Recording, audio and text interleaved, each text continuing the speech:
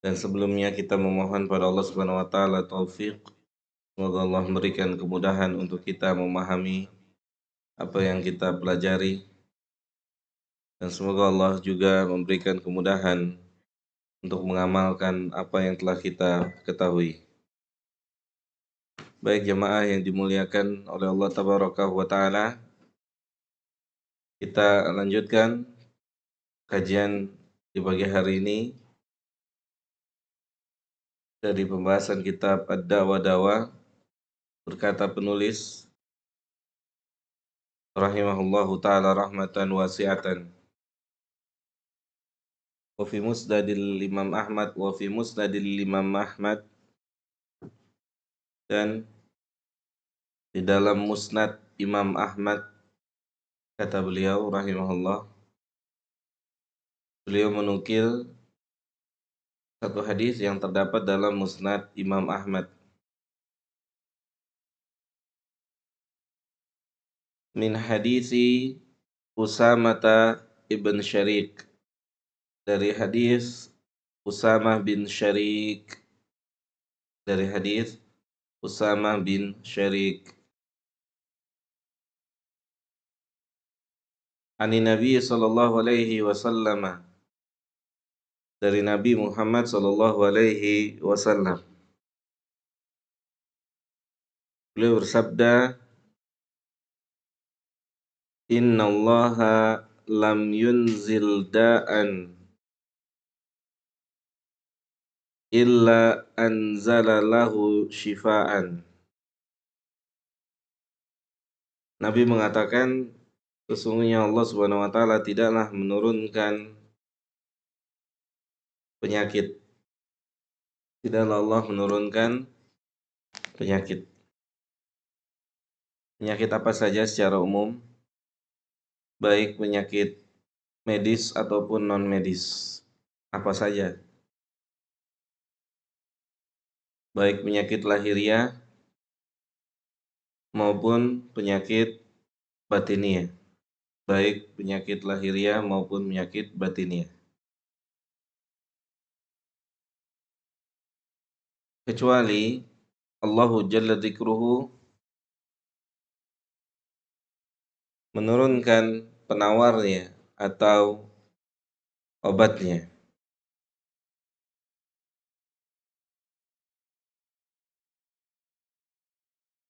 Ada Husain.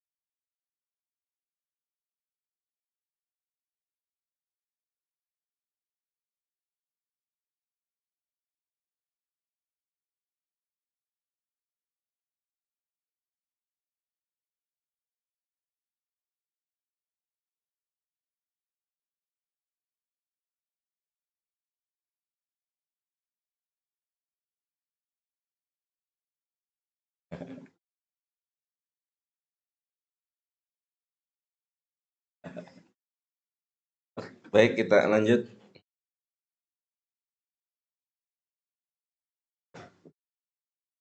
Nabi kita bersabda, sesungguhnya Allah Subhanahu wa taala tidaklah menurunkan penyakit kecuali Allah Subhanahu wa taala yang menurunkan obatnya. Di sini ada pelajaran akidah, pelajaran tauhid, yaitu penyakit bagian dari takdir Allah. Penyakit bagian dari ketetapan Allah.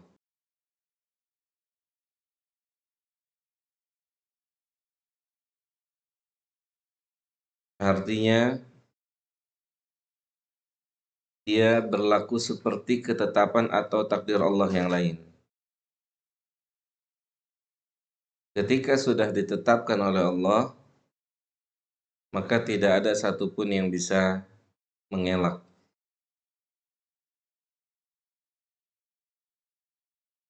Itulah takdir. Dan jika tidak ditetapkan oleh Allah, maka tidak ada satupun yang bisa memudaratkannya. Makanya, kenapa Nabi katakan, la adwa, tidak ada penyakit yang menular.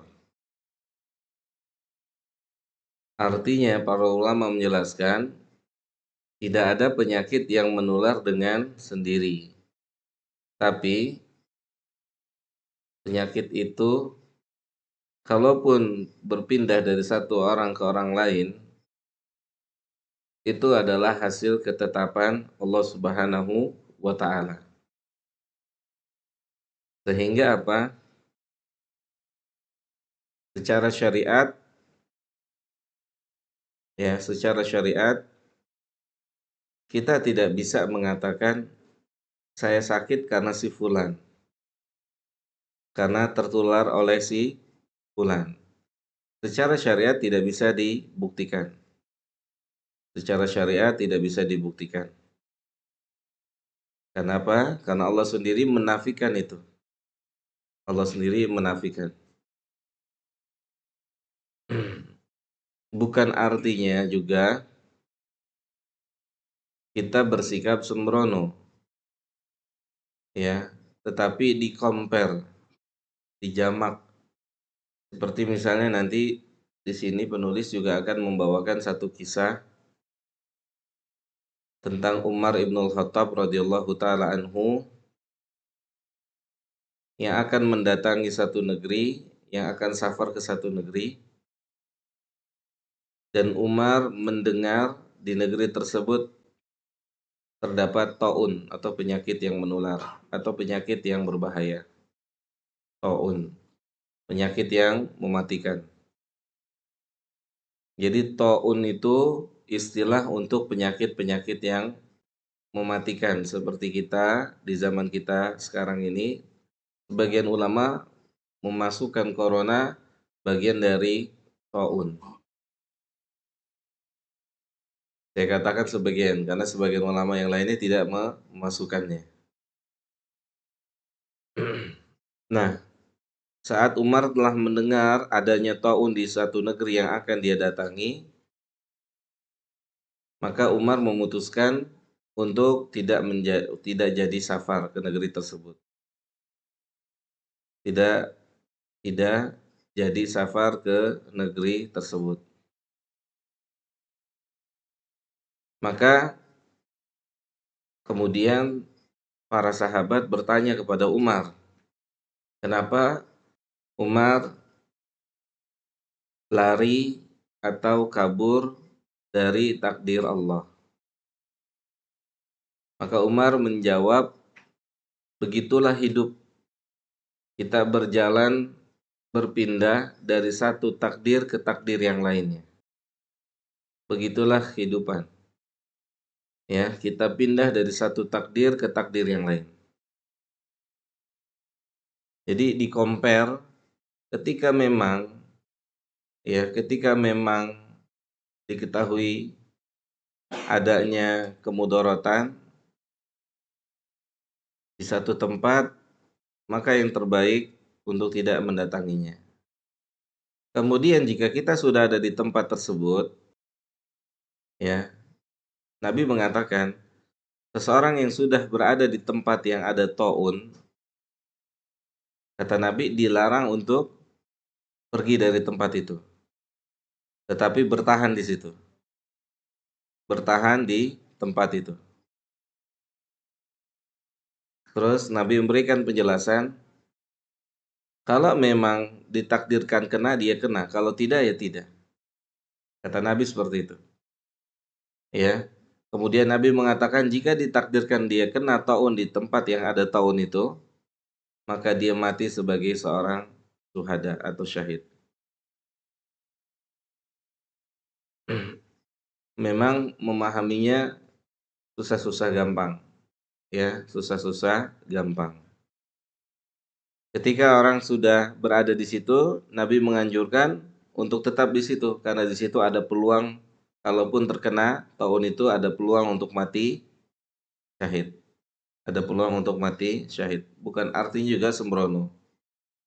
Kalau ditakdirkan kena, bukan karena di situ terjangkit wabah, bukan, tetapi karena apa? Takdir. Sehingga tidak disalahkan satu dan yang lainnya. Ya, tidak disalahkan satu dan yang lainnya. Tapi diyakini sudah ketetapan Allah. Bahkan kita dengar, bahkan mungkin kita menjadi korban atau menjadi orang yang terkena di saat corona kemarin tinggi. Mungkin di antara kita sangat protek, ya, maskernya 3 gitu kan. Kemudian kalau ngomong jarak jauh ternyata kena gitu, ternyata kena. Ya, bukan berarti kita sembrono tidak pakai masker. Kembali lagi di situ Allah ingin mengajarkan kepada kita tauhid.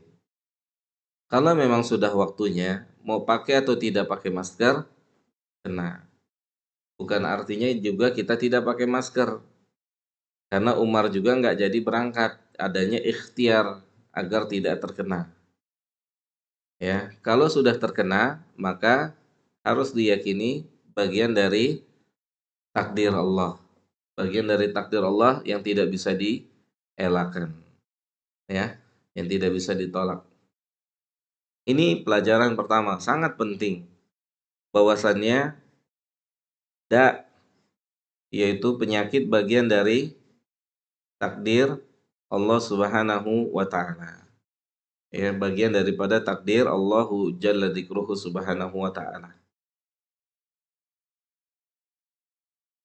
Karena Allah Subhanahu wa taala sebagaimana kita mengetahui bersama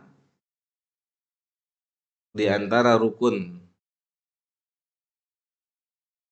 iman adalah beriman kepada takdir yang baik dan takdir yang tidak baik.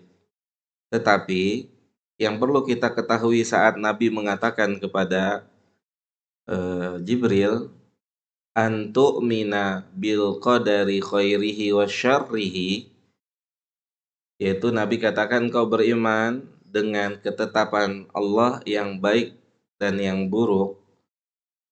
Para ulama menjelaskan takdir Allah yang buruk itu tidak buruk 100%, tetapi di balik keburukan itu ada hikmah yang sangat besar.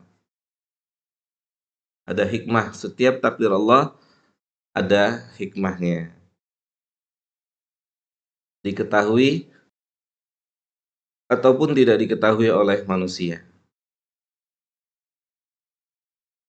Sehingga apalagi pelajarannya? Ketika penyakit itu menimpa kita, anak kita, orang tua kita, suami, istri, siapapun, berarti hukum asalnya kembali lagi kepada takdir. Hukum asalnya apa? Tidak boleh apa, Bu? Tidak boleh mengeluh. Tidak boleh mengeluh. Memang berat, sangat berat. Ya, sangat berat. Mungkin kita bisa bersyukur saat sehat, betul, Bu? Kita bisa bersyukur saat sehat. Bagaimana caranya? Kita belajar bersyukur juga saat sakit. Sebagaimana kita bersyukur saat lapang rizki, maka kita pun harus bersyukur saat sempit rizki. Karena keduanya bagian dari takdir Allah. Kenapa mesti seperti itu? Karena karena orang-orang yang selamat ketemu Allah adalah orang yang membawa hati tidak ngegerutu sama Allah. Apa jadinya kalau hati kita ngegerutu terus kita meninggal terus ketemu Allah? Jelas, Bu, ya. Makanya dikatakan oleh Allah yang selamat ketemu Allah Subhanahu wa taala adalah orang yang membawa hati yang bersih, ya. Hati yang bersih, bersih hatinya. Artinya bersih, dia terima seluruh apa yang Allah tetapkan. Dia tidak ada ngegerutu. Tidak ada ngegerutu. Itu susah, sangat susah. Tapi di antara, ya,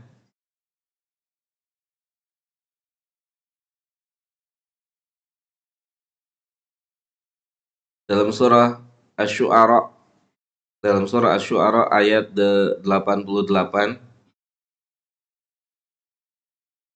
dan 89. Kata Allah, yauma la yanfa'u malun wala banuna. Pada hari kiamat, sebagian besar harta itu nggak bermanfaat. Sebagian besar anak tidak bermanfaat. Kenapa dikatakan sebagian? Para ahli tafsir mengatakan, keumuman harta itu tidak berguna, tapi ada harta yang berguna, ada anak yang berguna. Saat harta itu keluar di jalan Allah, saat anak itu soleh dan soleha.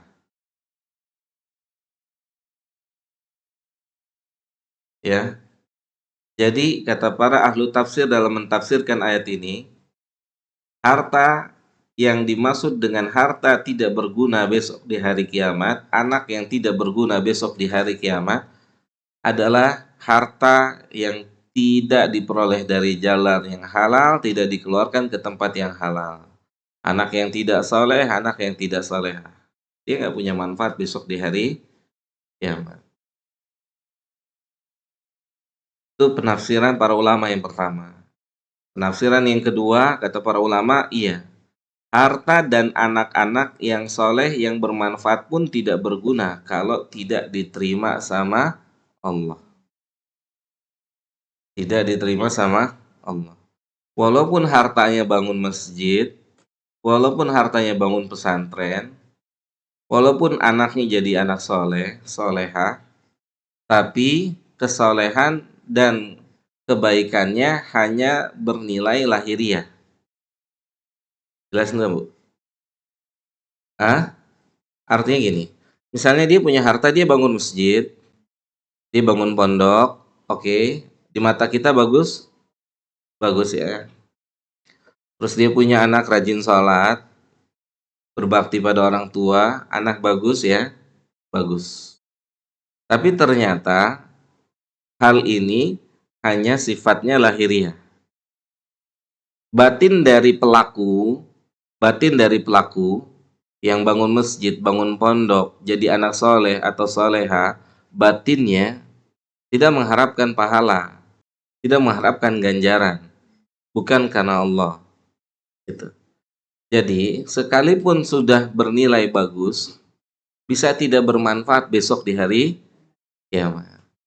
Makanya, kenapa Ali bin Abi Thalib mengatakan, kata Ali bin Abi Thalib radhiyallahu taala anhu, "Faliyakun," kata beliau, hendaknya setiap kita ihtimamuhu liqabulil a'mali asyad minal amal. Kata Ali bin Abi Thalib, hendaknya setiap manusia perhatian terhadap diterimanya amal lebih besar dari amal itu sendiri. Itu perkataan yang sangat Masya Allah, luar biasa. Kata Ali bin Abi Thalib, hendaknya manusia perhatian terhadap diterimanya amal, yaitu perhatian terhadap hatinya, lebih besar dari amal itu sendiri. Dari amal itu sendiri. Karena bisa jadi amal seseorang, ya, karena bisa jadi amal seseorang diterima oleh orang lain atau diterima bahkan oleh keumuman manusia, tetapi tidak diterima oleh Rabb-nya manusia. Atau sebaliknya, ada amal yang diterima oleh Rabb-nya manusia dan tidak diterima oleh makhluk. Mana lebih utama? Diterima oleh Allah. Jadi fokus dalam amal bukan diterima atau tidak diterima oleh makhluk, Tapi fokus dalam amal, apakah amal kita diterima sama Allah atau tidak? Itu fokus. Itu fokusnya. Ya, jangan sampai salah fokus. Ustadznya nggak boleh salah fokus, panitianya nggak boleh salah fokus, peserta kajiannya nggak boleh salah fokus. Fokusnya tetap diterima tidak sama Allah. Ya, diterima atau tidak. Bagaimana saya pernah kisahkan, kurang lebih antara Syekh Abdurrahman Sa'di dengan Syekh Shalih Utsaimin. Syekh Abdurrahman Sa'di itu gurunya kitab yang kita bahas di hari ini, di hari Rabu juga, guru daripada Syekh Muhammad Shalih Al Utsaimin. Yang mana Syekh Abdurrahman Sa'di mengalami satu masa belajar mengajar, muridnya tidak ada kecuali hanya Syekh Utsaimin, satu orang. Muridnya hanya satu orang. Muridnya satu orang tidak mempengaruhi semangat dia mengajar, semangat dia memberikan ilmu, dan seterusnya. Yang mana hal itu tidak mempengaruhi dirinya. Karena tanggung jawab ilmu adalah tanggung jawab dia kepada Allah, bukan tanggung jawab dia kepada manusia, tapi tanggung jawabnya kepada Allah. Sehingga dia terus mengajar. Ya, walaupun muridnya hanya satu orang, yaitu Syekh Utsaimin. Yang menceritakan ini adalah Syekh Abdul Razak hafizahullah taala. Baik. Jadi yang dimaksud dengan harta tidak berguna, anak tidak bermanfaat itu. Bisa jadi tafsir yang kedua kata para ulama, bisa jadi kelihatannya bermanfaat di sisi manusia. Penglihatan kita bermanfaat. Ya, penglihatan kita bermanfaat. Makanya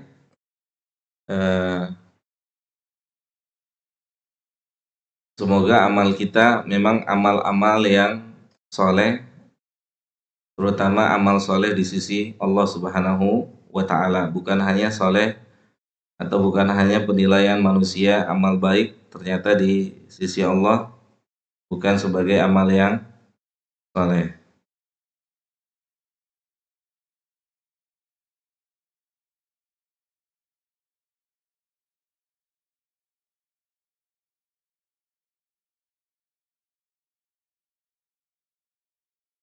Baik.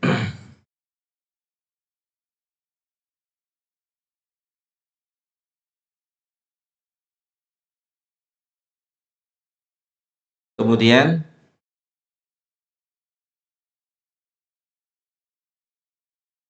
di ayat yang kita bahas, illa man atallaha biqalbin salimin.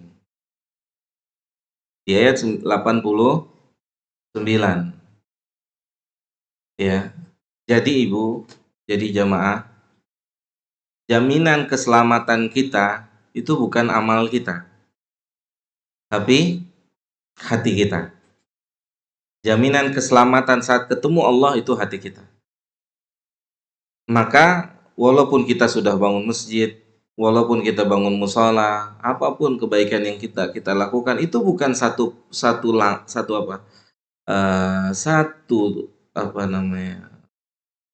kesempatan atau satu tanda untuk kita mendapatkan kebaikan di sisi Allah atau di akhirat. Ya, hatta kata Nabi kita SAW ini. Nabi mengatakan, kata beliau, ittaqun nar, takutlah kepada api neraka. Kata beliau apa? Takutlah kepada api neraka. Terus beliau katakan, walau bisyikit tamrotin, walaupun kalian bersedekah hanya dengan setengah butir kurma. Ada nggak orang kasih sedekah setengah butir kurma? Satu butir juga saya rasa nggak ada. Ini kinayah dari Nabi Shallallahu Alaihi Wasallam. Kalau orang memberikan setengah butir kurma ikhlas karena Allah, itu bermanfaat untuknya. Bermanfaat. Bisa melindunginya dari neraka. Dan kalau orang berinfak dan bersedekah dengan satu pabrik kurma bukan karena Allah, maka satu pabrik itu tidak dapat melindunginya dari neraka. Ya, tidak dapat melindunginya dari neraka. Ya, sulit, sangat sulit karena memang Allah tidak menerima amal yang didampingi dengan riya dan sum'ah. Gitu. Bagaimana Ustadz biar kita bisa ikhlas? Sulit. Puluhan tahun untuk belajar ikhlas, bisa ikhlas terus latihan, terus latihan, terus latihan. Inti utama agar bisa sampai kepada ikhlas apa? Merasa sudah cukup dengan balasan yang akan Allah berikan. Itu kata para ulama itu. Kalau orang belajar, beramal, ya, sudah merasa cukup, udah cukup dengan apa yang Allah janjikan. Udah cukup, selesai. Ya, artinya nggak perlu lagi yang lain, nggak perlu lagi diinformasikan pada yang lain, nggak perlu lagi diharapkan dari yang lain. Sudah sangat cukup dengan apa yang Allah janjikan. Seperti misalnya apa Ibu? Ya, sedapat mungkin, misalnya kita baca Quran. Sudah cukup buat kita apa yang dijanjikan oleh Allah lewat lisan Nabi, satu huruf 10 kebaikan, sangat cukup, sangat cukup. Sangat cukup. Ya, atau misalnya lagi rumah atau istana di surga sudah sangat cukup, bahkan lebih dari cukup. Untuk apa? Salat rawatib. Kata Nabi, ada dua riwayat. Satu riwayat menyebutkan 10 rakaat, satu riwayat menyebutkan 12 rakaat. Yang bisa mengerjakannya dalam satu hari satu malam, rutin istiqomah, Allah janjikan istana di surga. Cukup, bukan lagi di Meruya. Ya, bukan lagi istana di Meruya. Gitu. Orang semakin ngaji, semakin paham ilmu, itu nggak ada cita-citanya yang dia sisakan di dunia ini. Kecuali dia pengen kenal Allah sebelum ketemu Allah. Itu. Maka kata Malik bin Dinar, sangat rugi orang yang akan ketemu Allah dan dia belum kenal Allah. Kita semua akan ketemu Allah. Kita semua akan ketemu Allah. Maka rugi, ya, seorang akan yang ketemu dengan satu Rabb yang istimewa itu dan dia belum kenal sebelum dia bertemu. Ya, bagaimana cara kenalnya? Belajar, belajar, belajar dan belajar dari Al-Quran maupun dari sunnah Nabi kita Shallallahu Alaihi Wasallam. Maka tidak tersisa orang yang belajar ilmu agama cita-citanya di dunia ini kecuali ingin menjadi orang yang kenal dengan penciptanya. Ya, kata para ulama, ya, serendah-rendahnya ahlul ilmu tentang dunia, ini kata para ulama ya, serendah-rendahnya ahlul ilmu tentang dunia, yaitu pengetahuannya tentang hinanya dunia. Itu serendah-rendahnya ahlul ilmu. Dia tahu tentang kehinaan dunia. Tapi mungkin itu perlu perjalanan yang sangat panjang untuk bisa sampai ke titik itu. Tapi bukan berarti tidak mungkin. Insya Allah dengan taufik Allah semuanya itu bisa menjadi mungkin. Baik, kita lanjutkan. Illa man atallaha biqalbin salimin. Orang yang berbahagia saat ketemu Allah adalah orang yang membawa hati yang bersih. bersih. Di antara yang perlu kita bersihkan tadi, Bu. Kita berbicara penyakit. Kalau kita ditimpa penyakit, kalau kita ngegerutu, bagaimana kita besok ketemu Allah? Bagaimana kita ketemu Allahu Jalla Jalaluhu? Ya, bagaimana kita ketemu Allah Tabarakahu wa Ta'ala?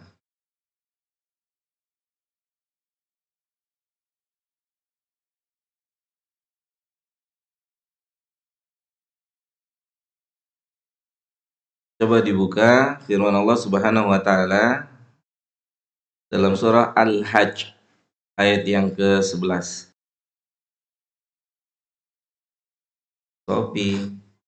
Topinya dimatiin dulu, ngaji dulu. Surat Al-Hajj ayat berapa, Bu? Ayat 11.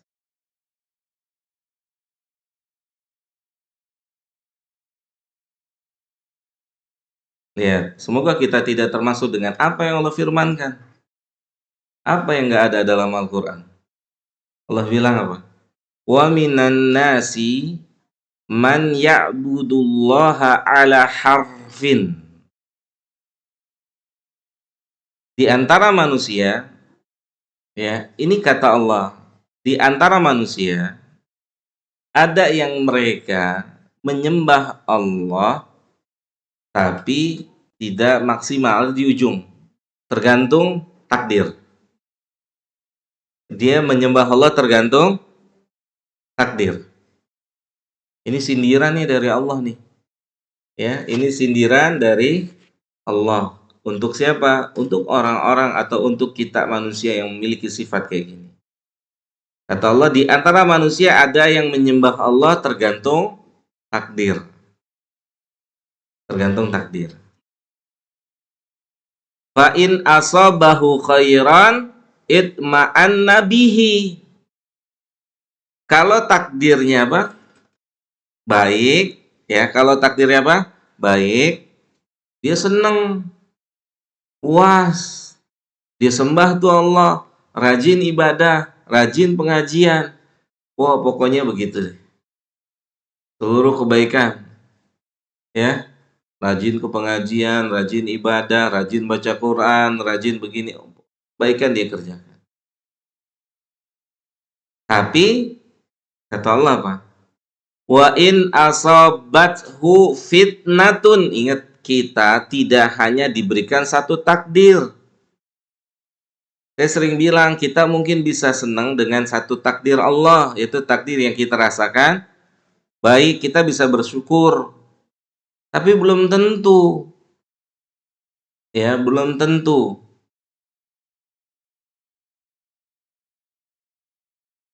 Ini takdir Allah nih, AC-nya mati nih.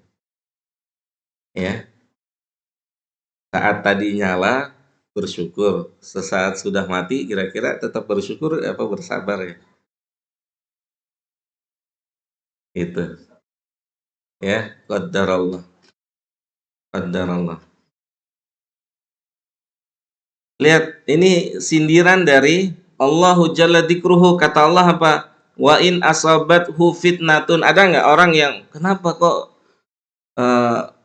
pelariannya justru dari takdir yang tidak baik? Ada yang jadi mabok gitu ya, Bu ya. Ada yang jadi minum apa namanya? Minum-minuman, mabok-mabok juga ya. Atau jadi misalnya main judi, atau misal ke diskotik, atau di tempat-tempat maksiat. Karena dia mendapatkan takdir yang tidak baik. Kesel gitu ya. Dilampiaskan dengan itu. Kata Allah gitu, wa in asabathu fitnatun in qalaba ala wajhihi. Tuh. Udah ngajinya udah mulai jarang. Setelah ngajinya jarang, sholatnya sudah mulai masbuk. Ya. Kemudian baca Quran juga udah mulai sangat jarang, dan seterusnya dan seterusnya. Begitu. Jadi kita dalam hidup ini yang terpenting apa, Bu? Kata Umar, siap menerima apa yang Allah takdirkan. Umar tuh nggak peduli seneng atau susah besoknya. Yang penting buat dia apa? Seneng bisa nggak bersyukur. susah bisa nggak bersabar. Udah hidup kan pola hidupnya cuma itu, bersyukur atau bersabar, udah itu. Dapat yang sesuai apa yang kita inginkan, kita bersyukur. Tidak sesuai dengan ekspektasi kita, bersabar. Tetap Allahnya disembah dengan maksimal. Jangan sampai kita masuk dalam surat Al-Hajj ayat 11 ini yang disindir langsung oleh Allah. Allah yang nyindir langsung. Giliran seneng aja ke masjid, gitu kan? Giliran sehat aja, giliran sakit mundur, lempar bendera putih, nyalahin Allah, ngegerutu. Lihat kata Allah apa? Khasirat dunia wal akhirah. Harusnya tuh sakit itu jadi penggugur dosa. Karena dia ngegerutu, sakitnya nggak ngegugurin dosa. Makanya Allah bilang apa? Dia rugi di dunia, dan besok di akhirat sakitnya nggak jadi pahala. 2 kali tuh ruginya. 2 kali ruginya. Ya. Sama setiap orang yang memiliki atau mendapatkan takdir yang tidak baik, hendaknya bisa bersabar.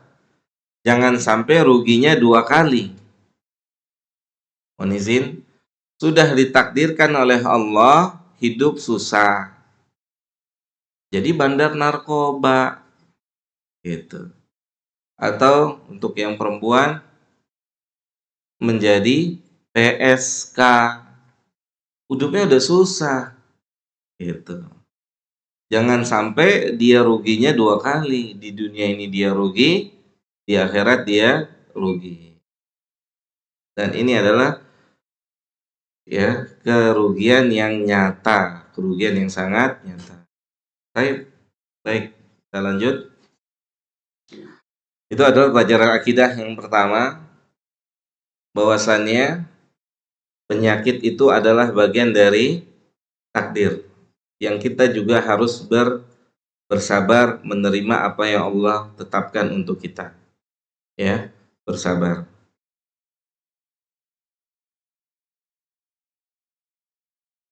Bahkan dalam riwayat yang lain, ketika kita bisa sabar dengan satu penyakit, tidak melakukan reaksi dari penyakit yang Allah berikan, maka balasannya adalah surga.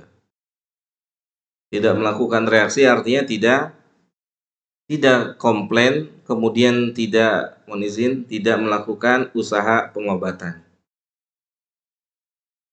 Sebagaimana apa? Sang wanita Ayan. Saat dia Ayan, auratnya terbuka. Akhirnya dia datang pada Nabi Ayan.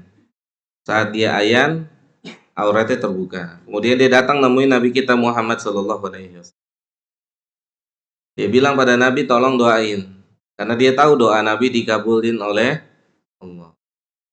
Maka Nabi kasih pilihan. Saya doain, dikabulin, penyakitnya sembuh. Ya, kalau saya doain itu, saya bisa doain, penyakitnya sembuh. Atau pilihan yang kedua, sabar dengan penyakit ini, dan gantinya surga. Wanita itu dikasih pilihan itu. 2 pilihan. Oke, pilihan pertama saya doain, sakitnya sembuh. Tapi kehilangan kesempatan masuk surga lewat penyakit. Pilihan kedua, anti bersabar dengan penyakit ini, dan ganti dari penyakit ini adalah surga. Gitu. Kalau kita dikasih pilihan itu, kita pilih yang mana? Belum tentu pilih yang kedua, Bu. Yang bisa pilih kedua itu yang punya imannya kayak gunung kokoh. Orang batuk pilek aja udah ngedumel. Ya, ya nggak Deka? Batuk pilek aja nggak ikut olahraga, coba. Ya, Bro ya. Hah? Batuk pilek, WA Ustad Afwan qadarullah gitu. Afan qadarullah. Kan belum ngejoprak kalau orang Betawi bilang ya. Ya kau ya. Belum ngejoprak terus saja. Maafi muskilah, nggak ada masalah. Ya, sama. Anak-anak kita, anak-anak saya juga sedang sakit semuanya. Ya, cuman alhamdulillah. Insyaallah serahkan semuanya kepada Allah.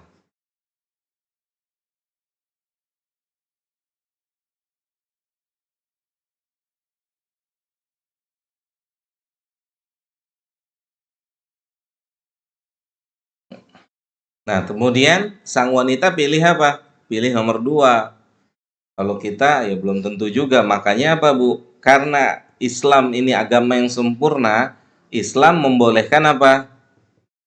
Ngambil sebab. Karena daripada kita rugi 2 kali, maka Islam kasih solusi. Udah silakan berobat. Nabi katakan apa? Tadawu. Berobatlah gitu kata Nabi. Ya, berobat. Sehingga apa? Berobat itu hukumnya tidak sampai derajat apa, Bu? Wajib. Kenapa? Karena pilihan untuk sang wanita tadi. Sang wanita tadi ya memilih atau diberikan pilihan oleh siapa? Nabi kita, dan dia memilih apa? Memilih untuk bersabar. Jadi seperti itu. Jadi berobat itu hukumnya nggak sampai derajat wajib. Ya. Kalau sanggup, kalau nggak sanggup, sakit ngegerutu, lebih baik berobat. Kalau sakit ngegerutu, maka yang terbaik adalah berobat. Tapi kalau sakit bisa bersabar seperti wanita tadi, maka nantikanlah surga. Bagaimana misalnya mata seseorang yang telah dicabut oleh Allah Subhanahu wa taala, maka tidak ada penggantinya kecuali surga. Baik. Nah, kemudian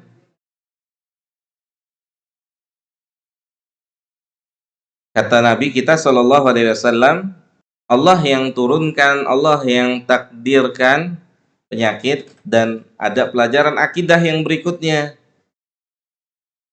Yang nurunin penawarnya juga Allah. Yang nurunin penawarnya juga Allah. Artinya, nggak ada yang bisa membuat sembuh apapun siapapun. Nggak ada. Itu harus ada dalam jiwa kita. Oh, kok lebay banget? Iya, nggak lebay. Tapi ini adalah pendidikan yang dididik oleh Nabi. Coba ya. Kita lihat. Ada sahabat pernah ngomong gini kan pada Nabi. Kata sahabat ini, kalau bukan karena engkau, ya, lakana kada wa kada. Kalau bukan karena engkau, maka akan terjadi ini dan itu. Atau begini atau begitu. Maka ucapan ini dikomentarin oleh Nabi kita, Bu. Ucapan ini dikomentarin oleh Nabi kita. Nabi katakan, aja'altani lillahi nidan, apakah engkau menjadikan saya tandingan untuk Allah? Dalam ucapan, kalau bukan karena engkau, kalau bukan karena antum, kalau bukan karena anta, kalau bukan karena anti. Ucapan ini mengandung makna penyamaan Allah dengan makhluk. Itu tidak disukai oleh Nabi. Maka langsung dikomentarin sama Nabi. Kalau ucapan ini biasa aja, Nabi seharusnya nggak perlu komentar. Tapi setelah orang itu ngomong kayak gitu pada Nabi, Nabi bilang, antum mau jadiin saya tandingan Allah. Terus Nabi bilang apa? Akan tapi yang benar cara mengucapkannya adalah kalau bukan karena Allah, kemudian baru sebut perantaranya. Memang sederhana, tapi memiliki makna. Ya, tauhid sederhana. Ya, sederhana, tapi dia memiliki tauhid, makna tauhid. Artinya apa? Manfaat dan mudarat balik lagi semuanya di tangan Allah.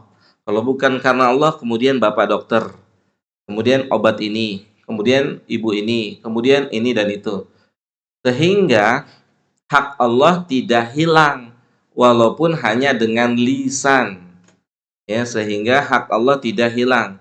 Karena kadang-kadang kita menghilangkan hak Allah, disadari atau tidak disadari.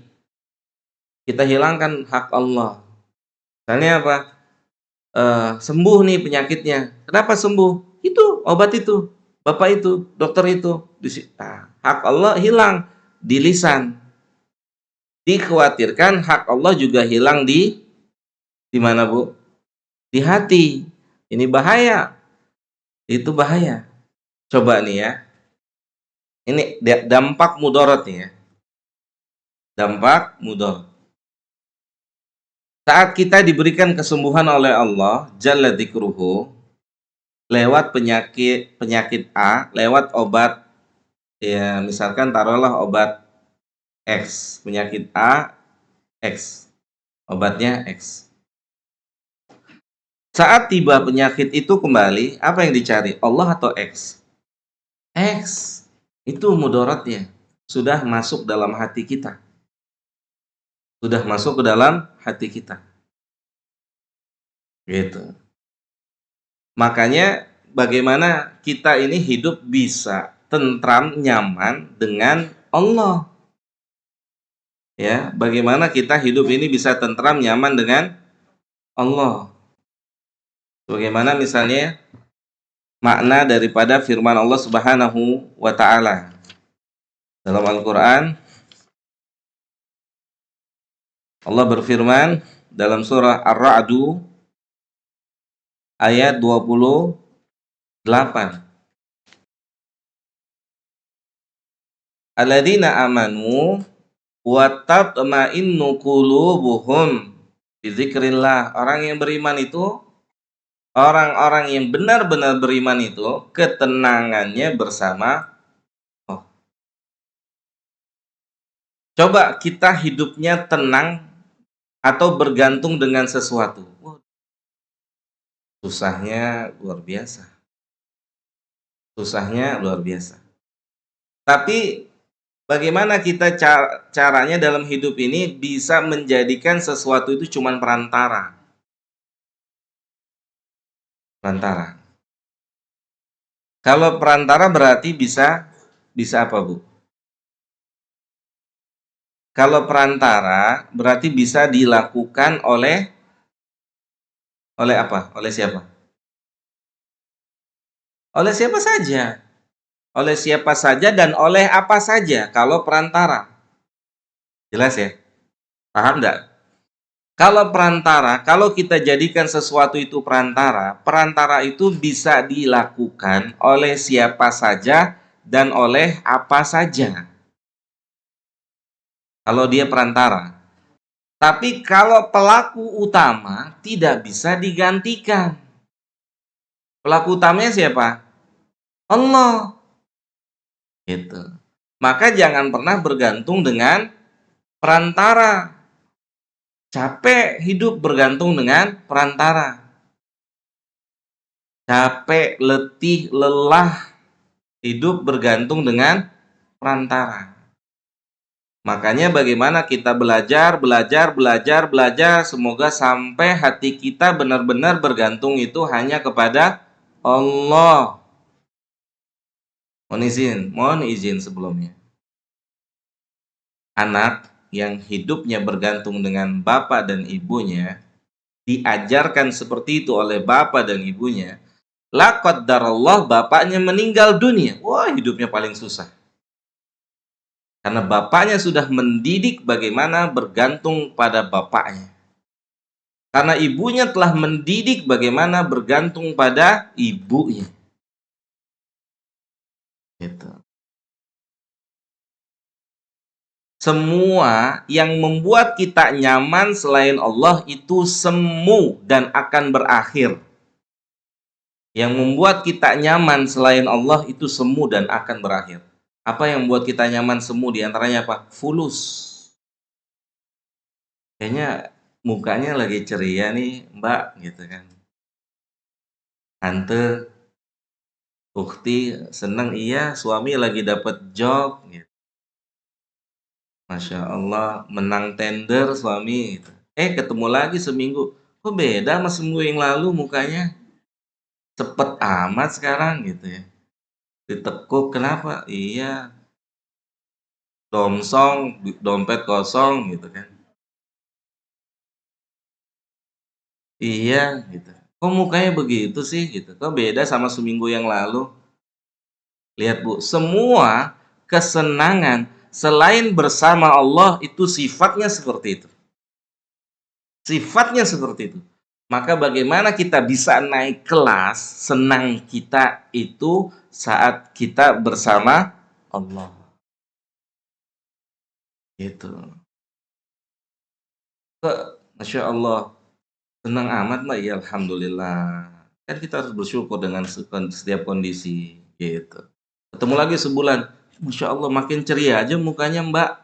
Iya kan kita harus bersyukur walaupun dompet nggak ada isinya gitu kan. Gitu. KTP ada ya. Gitu. Ketemu lagi sebulan lagi, oh Masya Allah kok makin ceria, makin bugar gitu. Kenapa? Kan kita memang harus ceria. Nggak boleh apa kata Allah, wala tahinu wala tahzanu. Orang Islam tuh nggak boleh sedih, nggak boleh. Allah sudah kasih pemberian yang paling besar, yaitu Islam. Gak ada yang lebih besar dari Islam. Kata Nabi, al-Islamu. Islam itu tinggi. Tidak ada yang lebih tinggi dari Islam. Jadi apa yang membuat sedih orang Islam? Nggak ada. Seharusnya kalau dia ngerti agama. Nggak ada yang membuat sedih kecuali ya kalau dia kehilangan Islam, kehilangan semangat untuk beragama, sedih, nangis. Kalau Allah sudah cabut keinginan untuk beribadah, nangis, harus nangis. Ngeri. Sesuatu yang paling kita ngerikan dalam hidup ini, Allah cabut iman dari hati kita. Itu paling mengerikan, lebih ngeri dari penyakit-penyakit lahiriah yang berbahaya yang bisa membunuh kita. Yaitu Allah cabut keinginan kita untuk beragama. Auzubillahi min dzalik. Ngeri. Dan itu dikabarkan oleh Allah dalam surat At-Taubah. Ya, Allah terkadang melemahkan semangat orang melakukan ibadah. Ngeri. Akibat dampak dari perbuatan dosa.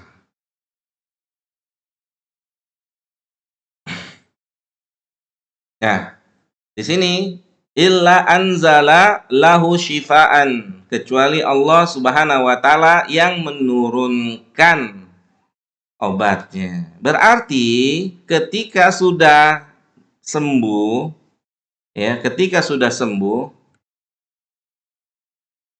dari satu penyakit, yakinilah yang menyebabkan atau yang menjadi pelaku utama kesembuhan itu adalah ya. Jangan bergantung dengan perantara. Karena perantara itu bisa dilakukan oleh siapa saja dan apa saja. Tetapi pelaku utama tidak bisa digantikan, yaitu Allah. Maka kalau dalam jiwa kita sudah memiliki sifat ini, paling bahagia kita hidup di dunia. Ya, kita menjadi orang paling bahagia. Ya. Karena hidupnya bergantung dengan Allah. Makanya kan suratnya kita baca setiap hari, kita baca. Allahus Samad. Artinya betul. Allah adalah tempat bergantung untuk semua hal. Semua kita baca. Yakin itu baca. Allahus Samad. Allah tempat kita bergantung. Mau masalah apa aja kita bergantung pada perantaranya apa aja. Perantaranya apa saja. Makanya kenapa kesembuhan orang beda-beda. Ada yang dengan herbal, ada yang dengan obat kimia. Benar nggak? Ya, nyata kan? Kenapa? Karena perantara bisa dilakukan oleh siapa saja dan apa saja. Tapi jangan pernah gantikan kedudukannya Allah sebagai pelaku utama. Itu. Apa aja bisa. Nanti kita lihat ya. Penjelasan-penjelasan berikutnya. Jadi ada pelajaran tauhid yang sangat besar dari Nabi, bahwasanya penyakit dari Allah, sembuhnya juga dari Jadi kalau sakit jangan disalahin siapa-siapa, kalau sembuh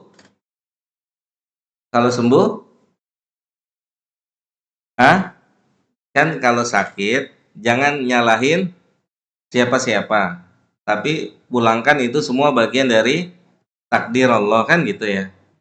Baliknya kalau sembuh jangan mengkufuri Allah. Artinya jangan memulangkan sembuhnya kepada selain Allah. Gitu.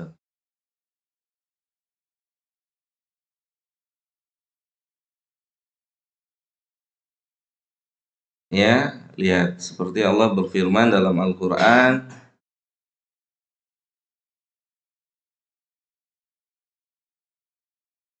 dalam surah An-Nahl.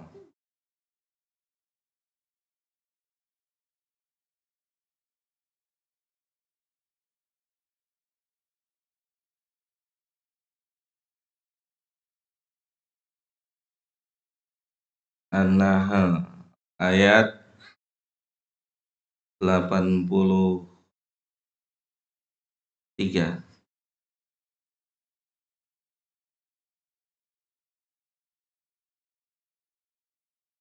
Dalam surah apa?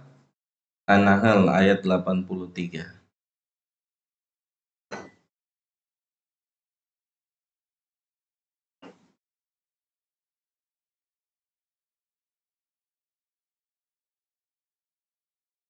Ketemu, Bu?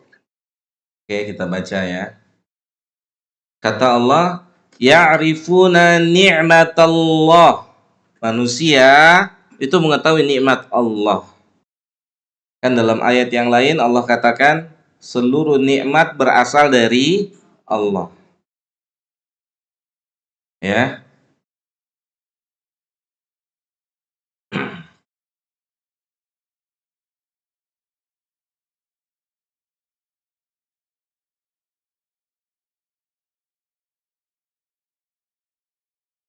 Dalam surah An-Nahl juga di ayat 53 Allah katakan wa ma bikum min ni'matin faminallah. Dalam surat apa? An-Nahl di ayat 53 Allah bilang wa ma bikum min ni'matin faminallah. Semua nikmat yang kalian rasakan datangnya dari Allah tanpa terkecuali. Mau nikmat lahiriah ataupun nikmat batiniah, harus kita yakini semuanya datang dari Allah. Kemudian di ayat 83 Allah mengatakan tentang sebagian besar manusia. Kata Allah apa? Ya'rifuna ni'matallah. Sebagian besar manusia mengetahui nikmat-nikmat yang mereka peroleh datangnya dari Allah. Di antara nikmatnya adalah sembuh dari sakit. Ketika orang sembuh dari sakit, seharusnya tidak ada yang dipuji, tidak ada yang disanjung yang pertama kali kecuali Allah. Lihat kata Allah di ayat kelanjutannya apa? Tsumma yunkirunaha. Kemudian mereka mengingkarinya. Diingkari tuh Allahnya. Padahal mereka tahu dia sembuh karena Allah. Antum kenapa sembuh? Dokter Fulan. Dokter Fulana. Obat A, obat B, obat C. Begini, begitu. Mana Allah? Padahal dia tahu sembuhnya karena Allah. Jelas Ibu ya? Padahal dia tahu. Dan ini bisa mengakibatkan kufur. Bahkan Allah bilangnya apa di kelanjutan ayatnya? Wa aktsaruhumul kafirun. Sebagian besar manusia itu jadi kafir dengan sebab mengingkari nikmat. Tuh. Jadi orang jadi kafir itu bukan hanya sebatas menyembah berhala. Orang mengingkari nikmat Allah pun bisa jadi kafir, kufur. Wa aktsaruhumul kafirun. Contoh siapa? Qarun. Contohnya Qarun, dia bilang apa? Innama utitu ala ilmin indi. Saya punya ini semua karena saya orang pintar, karena saya orang cerdas, karena relasi saya bagus. Wah, dan seterusnya, dan seterusnya, dan seterusnya, dan seterusnya. Hasilnya apa? Dipendem sama Allah tuh. Dipendem tuh Qarun, maka jadi harta. Nah, dipendem. Cari Bu, di kolong sini ada. Dipendem. Nggak boleh sedikit pun. Dipulangkan nikmat itu pada kepintaran kita, pada relasi kita, pada pergaulan kita. Nggak boleh. Semuanya harus dipulangkan kepada pemberinya. Siapa? Allah. Allah bilang apa? Ya'rifuna ni'matallah. Sebagian besar manusia mengetahui nikmat-nikmat yang Allah berikan. Allah kecewa nih. Allah kecewa. Humma yunkirunahu. Dan mereka mengingkarinya. Kata para ulama, mengingkarinya dengan menisbatkan nikmat itu kepada makhluk. Jelas Bu? Mengingkarinya dengan menisbatkan nikmat itu pada makhluk. Bagaimana yang pernah terjadi oleh si Qarun? Dia menisbatkan apa yang dia punya kepada kecerdasan dan kepintarannya. Kecewa, Allah kecewa, sangat kecewa Allah. Gitu. Demikian juga orang yang sembuh dari penyakitnya, jangan kecewakan Allah. Kalau tidak mau dikafirkan oleh Allah. Allah katakan wa aktsaruhumul kafirun. Enggak main-main. Makanya apa? Enggak main-main.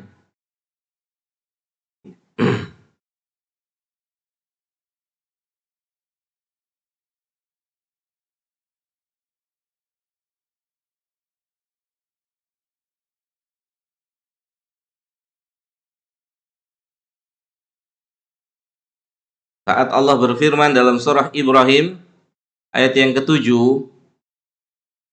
kata Allah, wa itta'adzana rabbukum. Allah berfirman, ketika Allah Subhanahu wa taala memaklumkan, memberikan uzur, kemudian Allah mengatakan, la in syakartum la azidannakum. Kami tambah. Kalau kamu bersyukur, kami tambah. Jadi ibu-ibu kalau mau dipertahankan kekayaannya, kecantikannya, ketampanannya, dan seterusnya, kesolehannya, kesolehahannya, bersyukur pada Allah. Misalkan, Jeng kok mukanya semakin kenceng, udah umur 50, iya pakai ini nih, gitu kan. Pakai itu, gitu. Bukan. Tapi bersyukur pada Allah. Gitu. Kong kayaknya usia udah 60 tapi kulitnya bagus banget sih Kong, gitu kan. Usia udah 60 gitu ya. Iya Ustaz, pakai ini Ustaz. Ah, bukan. Bukan. Gitu. Kata Allah apa? La in syakartum la azidannakum. Ini Allah kasih peringatan. Kalau bersyukur Allah tambah tuh nikmatnya. Jadi kita kalau mau ditambah nikmat, caranya syukur. Alhamdulillah, syukur pada Allah. Apa saja? Lebih. Bersyukur pada Allah. Lihat, Allah lanjutkan. Wala in kafartum, kalau diingkari. Nikmat Allah itu diingkari. Apa kata Allah? Inna adabi lasyadid. Sesungguhnya azabku sangat pedih. Allah nggak suka sama orang yang ingkar nikmat. Semuanya diberikan kenikmatan. Maka kenapa kita dilarang bersedih jadi orang Islam? Itu. Jelas ya? Karena kita sudah diberikan Islam, pemberian yang terbesar dalam hidup manusia di bumi ini, pemberian terbesar yang pertama kali adalah Islam.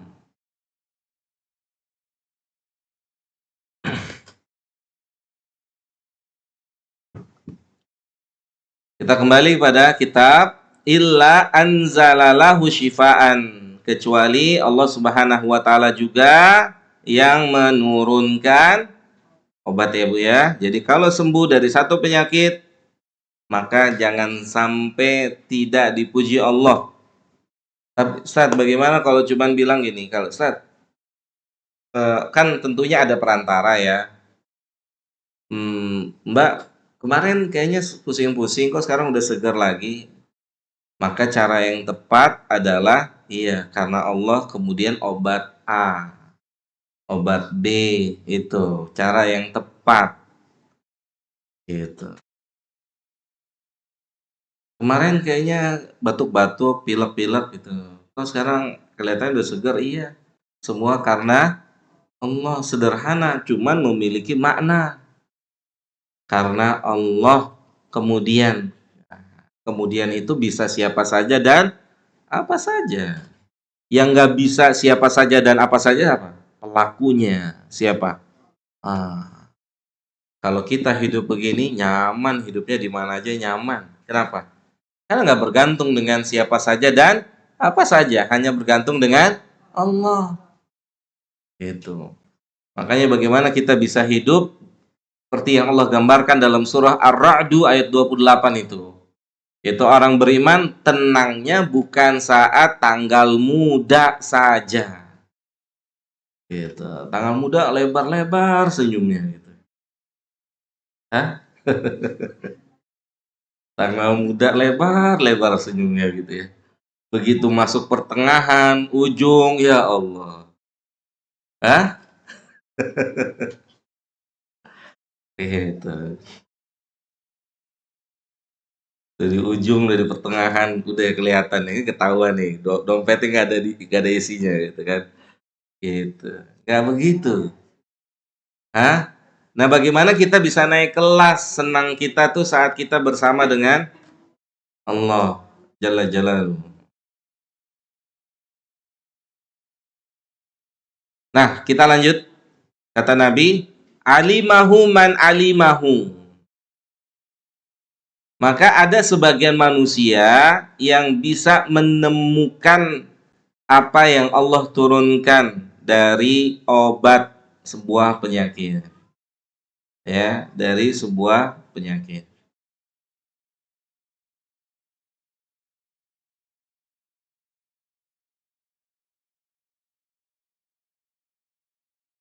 Kemudian Nabi katakan wajahilahu man jahilahu. Dan ada orang yang tidak menemukan dari penawar atas penyakit yang Allah turunkan. Gitu. Ya, ada yang ketemu obatnya jadi sembuh. Ini juga repot nih Bu, kalau ketemu obatnya jadi sembuh. Repotnya apa? Balik lagi surat An-Nahl itu ayat berapa? Hah? Ayat 83. Sembuh juga repot, takutnya masuk ayat ini. Surat An-Nahl ayat 83. Lupa sama Allah. Gitu. Coba nih, habis sembuh, bikin deh apa namanya, status, datengin dokter ini, terus apa namanya, gini nih, ini tempatnya di sini sini tuh statusnya itu kan. Jadi bukan lagi banyaklah berdoa pada Allah sebagai penyembuh. Harusnya kan gitu tetap. Ada orang sembuh di rumah sakit A, di klinik A, terus dia bilang kepada orang yang punya penyakit sama dengan dirinya, datang ke klinik A, dokter A datang sembuh. Ternyata dia datang nggak sembuh. Kenapa tuh nggak sembuh? Karena perantara kan siapa saja bisa, apa saja bisa. Berarti kalau gitu nggak perlu dong Ustadz ke Singapura, nggak pernah.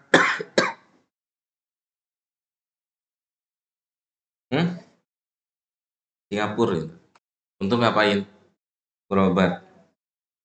Nggak sembuh nih, ya kan? Nggak sembuh juga repot. Buang-buang duit doang, mati-mati juga, ya kan? Sembuh juga repot. Tuh lihat Singapura, sembuh, ya nggak? Sembuh repot, nggak sembuh juga repot. Makanya ya biar nggak repot, belajar. Belajar. Kan sembuh takdir Allah, tidak sembuh juga takdir Allah. Gitu. Makanya kan saya pernah bilang, anak hafal Quran itu hadiah, hafal bersyukur, tidak hafal bersabar. Sudah, targetin sesuai dengan apa yang ditargetkan oleh Allah. Jadi anak soleh, soleha.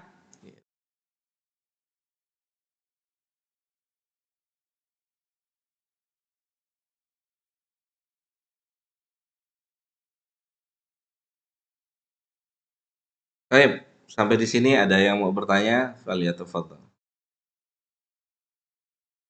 Ada yang mau curhat? Waalaikumsalam warahmatullahi wabarakatuh.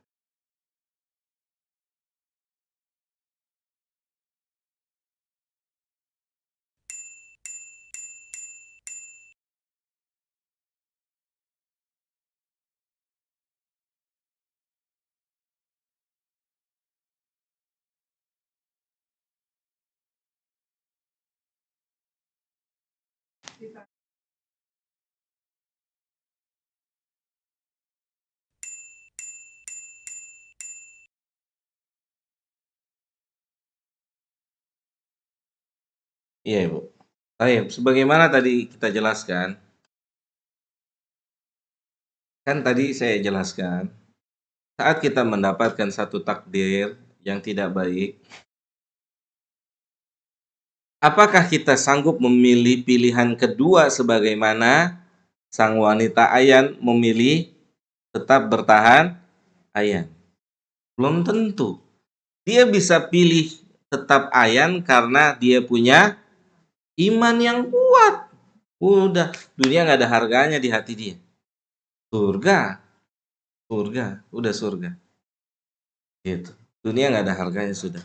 Nah, tapi kalau kita dengan ketentuan Allah yang dirasakan tidak baik untuk kita, menjadikan kita ngegerutu sama Allah, maka berarti kita belum ada di level wanita Ayan tadi. Maka kita ambil hadis Nabi yang lainnya. Apa? Berobat ikhtiar. Bukan dalam rangka tidak senang sama Allah. Ya. Ya bukan dalam rangka tidak senang sama Allah, tapi melakukan ikhtiar. Kita melakukan ikhtiar. Jelas Ibu ya? Nggak apa-apa, melakukan ikhtiar boleh. Gitu. Melakukan ikhtiar boleh, diperbolehkan.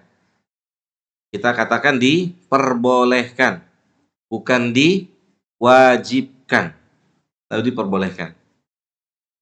Apa saja ikhtiarnya? Apa saja ikhtiarnya? Nabi bilang apa? Ihris ala mayanfa'uka. Berusahalah untuk memperoleh apa yang bermanfaat untuk kita. Usaha. Usaha jalan kaki, ya, atau apalagi berenang, yang lain-lain. Usaha untuk memperoleh yang bermanfaat untuk kita. Setelah itu, serahkan semua hasilnya kepada Allah. Gitu. Terus nyaman hidup, maka bagaimana ya jamaah yang dimuliakan oleh Allah, bagaimana kita bisa hidup hari ini dan seterusnya sampai kita selesai usia kita di sini, hati kita nyaman dengan semua takdir Allah. Hati kita nyaman dengan semua takdirnya Allah tabarakahu wa ta'ala. Ibu yang bertanya ataupun siapapun juga, jangan berpikir ya orang yang bisa nyaman hanya orang yang diberikan sehat, orang yang diberikan kekayaan. Belum tentu. Kalau dia punya dalam hatinya sehat itu karena dia, kaya itu karena dia terancam. Surat apa? An-Nahl tadi. Ya'rifuna ni'matallah tsumma yunkirunahu. Mereka mengetahui nikmat Allah dan mengingkarinya. Gitu. Hatta yang sehat saja, hatta yang sehat belum tentu nyaman atau belum tentu selamat. Kalau hatinya memulangkan kesehatannya, kalau hatinya memulangkan kekayaannya, kenikmatannya kepada dirinya sendiri, kepada kepintarannya, kepada relasinya, dia terancam. Terancam apa? Terancam surat An-Nahl itu. Ya, mereka mengetahui nikmat itu datangnya dari Allah, tsumma yunkirunahu, dan dia ingkari. Jelas Ibu ya? Jadi memang belajar ilmu agama sangat dibutuhkan.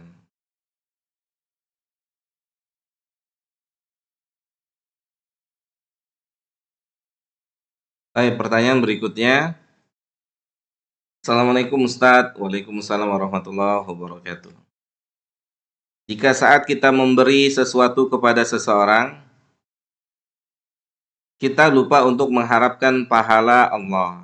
Lalu muncul setelah yang diberi kepada seorang itu. Baru diucapkan saya memberi kepada si fulan, tadi ikhlas karena Allah. Bolehkah seperti itu Ustadz? Ya. Jika saat kita memberi sesuatu kepada seseorang, kita lupa untuk mengharapkan pahala Allah. Lupa, ya. Artinya mungkin dia beri aja gitu ya, tanpa mengharapkan sesuatu dari Allah. Kemudian muncul setelah diberi kepada seseorang itu, oh sudah dikasih baru muncul dia pengen berharap. Gitu. Jadi niatnya belakangan. Awalnya kasih aja, setelah itu dia pikir, oh iya, kayaknya saya harus mengharapin pahala nih dari Allah. Baru diucapkan, saya memberi kepada si fulan tadi ikhlas karena Allah. Bolehkah seperti itu Ustadz? Nah, kalau ikhlas itu sudah cukup, nggak usah diucapkan. Ya, kalau ikhlas pada Allah berarti kan muamalah antara pemberi dengan Allah, sudah cukup, selesai. Yang terbaik tidak perlu kita menyatakan saya ikhlas. Ya. Nanti ikhlasnya bukan karena Allah, ikhlas karena diketahui oleh oleh anti gitu. Makanya tadi seperti kita katakan, bagaimana caranya seseorang bisa ikhlas, yaitu sudah merasa cukup dengan apa yang Allah janjikan. Sudah cukup, sangat cukup. Ya, sudah sangat cukup dengan apa yang Allah janjikan. Datang ke pengajian, janji Allah apa? Janjinya dimudahkan masuk ke, cukup nggak? Lebih cukup dari teh manis. Iya, sangat lebih, nggak ada apa-apanya. Lebih cukup dari kopi, lebih cukup dari ini dan itu. Sudah sangat cukup gitu. Sudah sangat cukup. Itu kalau kita belajar ikhlas seperti itu. Ya, karena terkadang ketika datang kopinya nggak ada. Iya, tehnya nggak ada. Terus hatinya, mana nih yang bikin kopi pulang kampung gitu. Snacknya nggak ada gitu. Nah itu yang tahu kita sendiri tuh, kita masing-masing tuh. Kita sendiri. Makanya belajar ikhlas itu sepanjang usia kita, Bu. Sepanjang usia kita, kita belajar ikhlas. Oh, ternyata selama ini kurang ikhlas. Selama ini datang ke sini bayangannya kopi, teh, roti. Gitu. Nggak ada. Hatinya hatinya nggak nyaman. Oh, berarti selama ini nyamannya karena apa tadi, Bu? Kopi, teh, roti. Giliran nggak ada, hatinya nggak nyaman. Maka, oh berarti saya kurang ikhlas. Gitu. Nggak apa-apa, terus belajar. Belajar, belajar, belajar. Insya Allah Allah kasih mudahan untuk kita sampai ke derajat ikhlas. Wallahu a'lam. Nggak ada, ya Bu? Itu apa?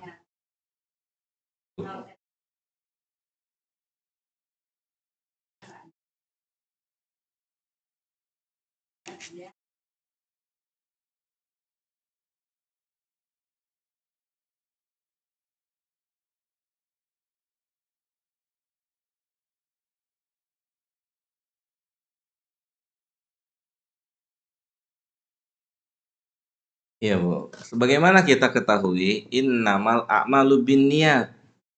Jadi pahala itu didapatkan karena adanya niat. Diperlukan niat itu. Jadi misalnya ibu mengalami kondisi seperti itu, ya kan? Kondisi apa? Orang yang kelihatannya susah itu di jalan ya, Bu ya.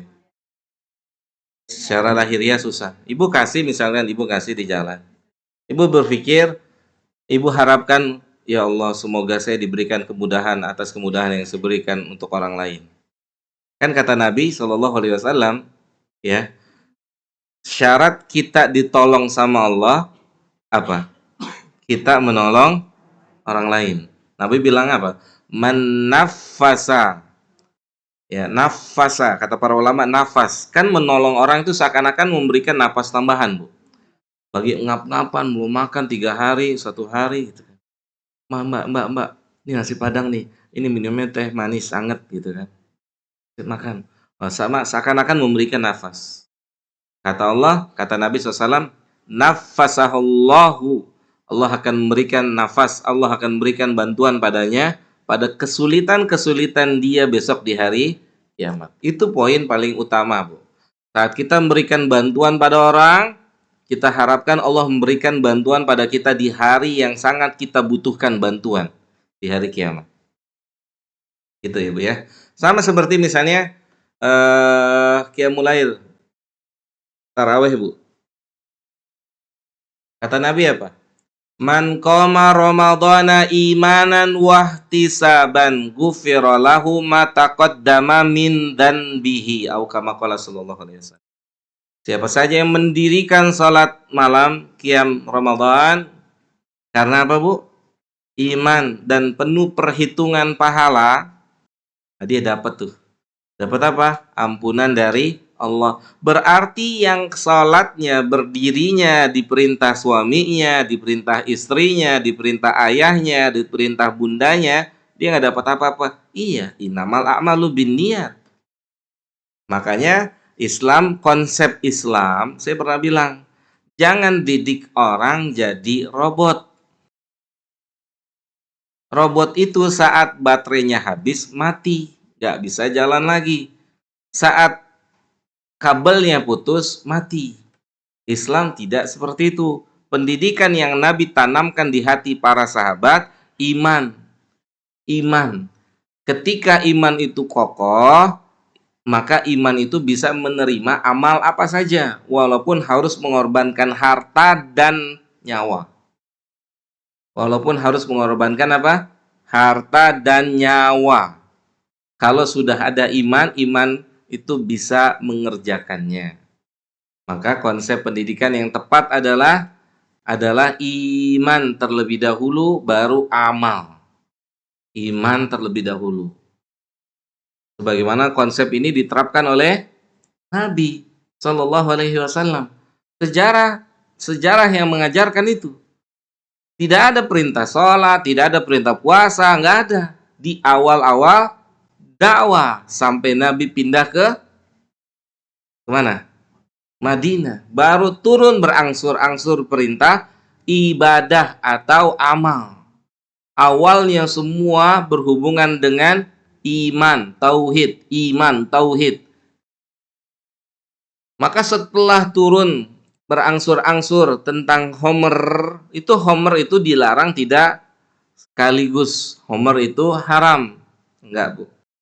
Bertahap sampai di tahap terakhir Allah bilang Homer itu haram, Homer itu ditumpahkan, maka jadi banjir Homer. Gitu, banjir Homer. Contoh edukasinya gini, Bu. Realnya contohnya gini. Ada seorang yang mau berzina. Minta izin sama Nabi. Dia datang menemui Nabi, ya Rasulullah, saya mau zina gitu ya. Datang tanggung nih izinnya ya. Gitu. Tuh sahabat yang ada di situ udah, ini orang nih gimana sih ngomongnya nih gitu. Sahabat yang dengar di situ tuh udah keki tuh nama. Ini orang nih ngomongnya enggak aja nih gitu ya. Lihat ketenangan Nabi SAW, Nabi tenang. Lihat, Nabi kasih edukasi. Coba-coba. Antum pikir, kalau zina itu dilakukan pada ibu antum, antum suka atau tidak? Enggak suka. Kalau dilakukan pada istri antum, enggak suka. Kalau dilakukan pada anak antum, enggak suka. Semua orang nggak ada yang suka zina itu dilakukan sama istrinya, kemudian ibunya, adik perempuannya, dan seterusnya. Semua orang nggak suka. Ya, semua orang nggak suka. Maka dia berpikir setelah itu, oh iya. Ya, dia berpikir kalau gitu, ya saya juga nggak suka itu semua terjadi pada diri saya. Maka saat itu zina menjadi dosa yang paling dia benci. Itu maksudnya. Ya, itu maksudnya pendidikan iman terlebih dahulu, baru amal. Konsepnya seperti itu. Konsepnya seperti itu. Jelas ya Bu ya? Jadi semua amal butuh niat. Hatta ibu-ibu lihat orang kasihan di pinggir jalan, ibu mau bantu, sementara domsong juga kan gitu. Dompet kosong juga kitanya. Istilah baru tuh Bu ya, domsong. Ngelihat orang kayaknya, ya Allah, saya mau bantu, cuman saya nggak punya gitu kan. Ibu niat, ya Allah, saya kalau punya saya bantu, itu dapat pahala. Niat aja sudah dihargai sama, jelas Bu ya?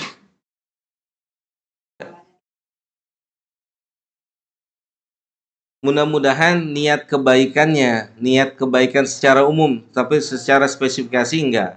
Secara umum, ya dapat ada kebaikannya. Secara umum, Bu.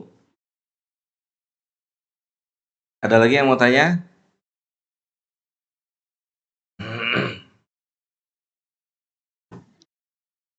Baik, baik. Kalau tidak ada, kita cukupkan sampai di sini. Mudah-mudahan ada manfaatnya buat saya dan buat kita semua. Kurang lebihnya mohon maaf. Wassallallahu ala nabiyina Muhammadin wa ala alihi wa sahbihi ajmain. Subhanakallahumma bihamdika asyhadu an la ilaha illa anta astaghfiruka wa atubu ilaika. Assalamualaikum warahmatullahi wabarakatuh.